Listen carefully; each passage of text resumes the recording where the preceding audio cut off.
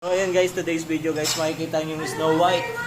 Snow White, ngayon lang po talaga yung nagsisipag. Uy, Sir Mark, nagbuhugas ako sa bahay. Ewan ko ba't nagsisipag ngayon yan. Ewan ko, dahil ba nakapangtulog na, inaantok na. Ayan guys, Ano ba, Sir Mark? grabe talaga. Guys, Ayan nakita niyo na sino nagmamaltrato, ha? Masakin nyo. Ewan ko. CEO yan, guys, tapos yung mother niya pinagbuhugas niya ng nakapin niya. Ewan ko kung ba't ganyan yan. Laging, minsan lang maghugas. Kuya, si Sir Mark, ipagtanggol mo ako, kuya. Tapos yung tubig laging bukas.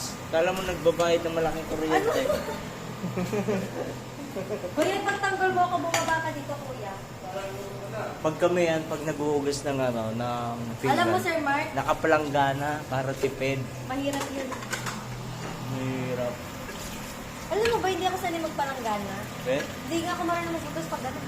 Kailangan may poster. Kasi ang ano yun, sayang tubig. Hindi, kanina ko gano'n. So, ayun guys, so, sipag-sipag talaga yun. Inspire talaga siya sa ano Alam niya. mo ba, sir, pag walang tubig, hindi ako naghuhugas. Eh? Naghuhugas ako sa bahay.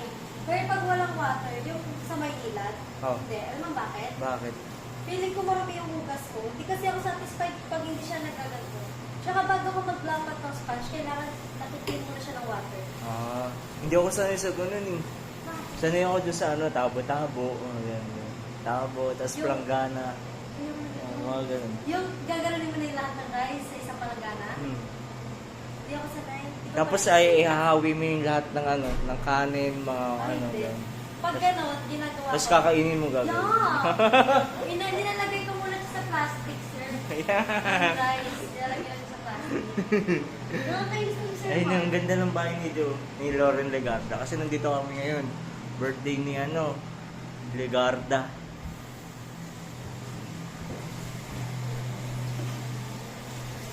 Yan o.